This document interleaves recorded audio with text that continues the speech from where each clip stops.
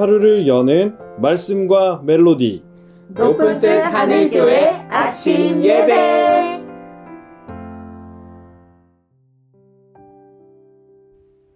(5월 6일) 대체 휴일 아침에 인사드립니다. 반갑습니다.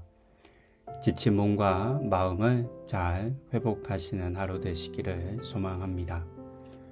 오늘 나눌 말씀은 민수기 20장 1절부터 13절의 말씀입니다. 먼저 말씀을 듣습니다. 첫째 달에 이스라엘 자손 곧 온 회중이 신광야에 이르러 백성이 가데스에 머물더니 미리암이 거기서 죽음에 거기에 장사되니라. 회중이 물이 없으므로 모세와 아론에게로 모였더니라. 백성이 모세와 다투어 말하여 이르되 우리 형제들이 여호와 앞에서 죽을 때에 우리도 죽었더라면 좋을 뻔하였도다. 너희가 어찌하여 여호와의 회중을 이 광야로 인도하여 우리와 우리 짐승이 다 여기서 죽게 하느냐? 너희가 어찌하여 우리를 애굽에서 나오게 하여 이 나쁜 곳으로 인도하였느냐? 이곳에는 파종할 곳이 없고 무화과도 없고 포도도 없고 석류도 없고 마실 물도 없도다.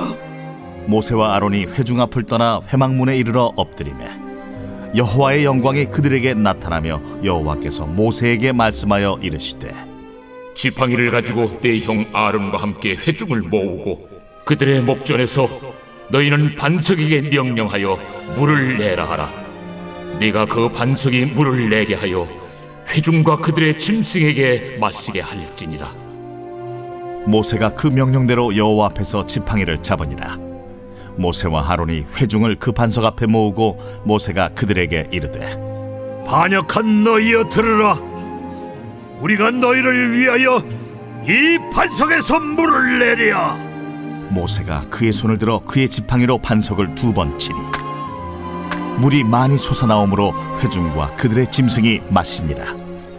여호와께서 모세와 아론에게 이르시되 너희가 나를 믿지 아니하고 이스라엘 자손의 목전에서 내 거룩함을 나타내지 아니한 고로 너희는 이 회중을 내가 그들에게 준 땅으로 인도하여 드리지 못하리라 하시니라. 이스라엘 자손이 여호와와 다투었으므로 이를 무리바 무리라 하니라. 여호와께서 그들 중에서 그 거룩함을 나타내셨더라. 광야의 이스라엘 백성들은 계속해서 물의 부족으로 고통했습니다. 당연한 일입니다.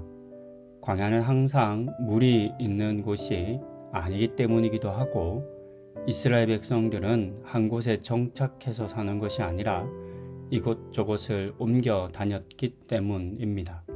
그러던 한날 물이 부족한 것으로 인해 다시금 백성들이 모세와 아론을 원망했습니다.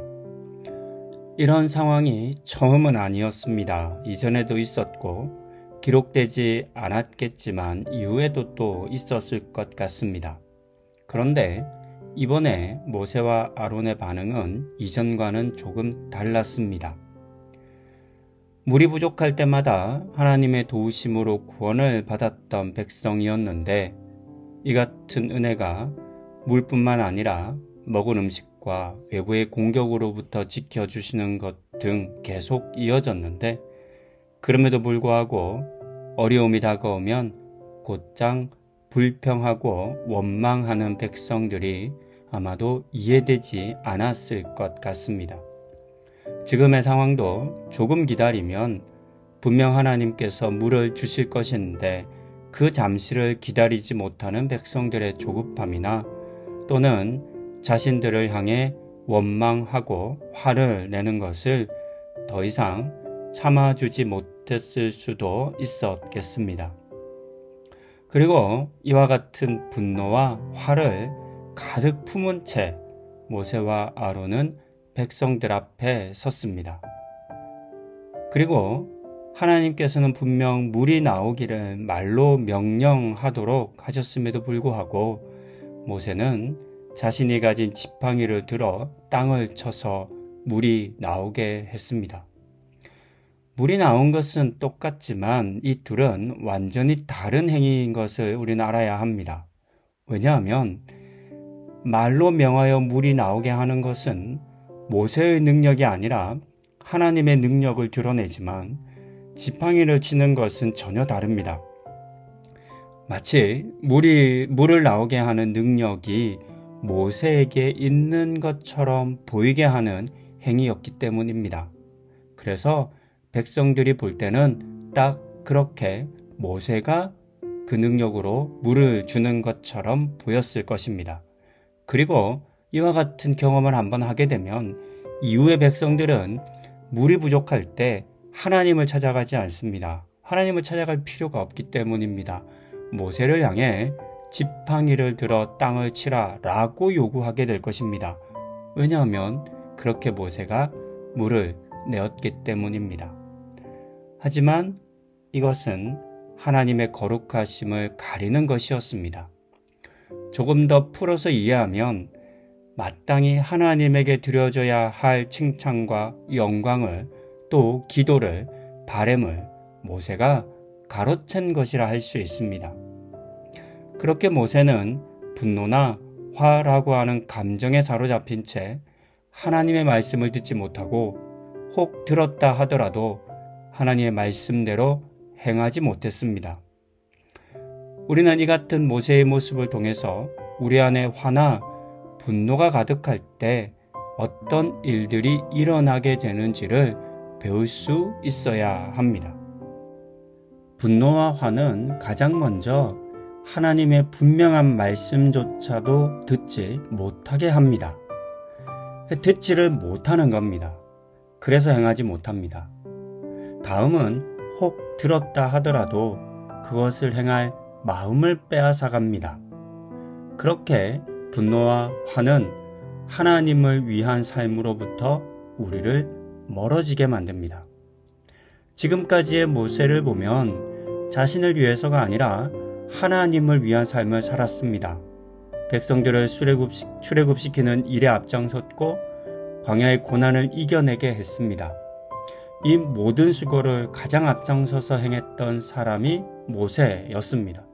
하지만 한순간의 분노를 이기지 못해 하나님의 거룩함을 빼앗고 말았고 그 결과 가나안 땅에 들어가지 못하게 되었습니다. 이와 같은 일들이 우리의 삶 속에서 재현되지 않아야 하겠습니다. 주변에서 분노와 화 때문에 크고 작은 어려운 일들을 겪는 사람들의 이야기를 자주 듣습니다. 그때 참을 걸 등의 말도 많이 듣습니다. 이렇게 후회하지만 안타깝게도 시간을 되돌릴 수는 없습니다. 그러니 혹 분노에 사로잡히고 화가 날 때가 살다 보면 있겠지만 그때에 더욱 우리의 마음을 영을 잘 살피고 또 조심해야 하겠습니다. 그렇게 내 감정에 사로잡히지 않고 하나님의 거룩함을 지켜가는 삶 살아가시는 우리 성도님들 다 되시기를 권면드립니다. 기도하시겠습니다. 하나님, 오늘은 모세와 아론을 통해서 분노와 화가 어떻게 우리의 마음과 행동과 삶을 하나님으로부터 멀어지게 하는지를 보았습니다.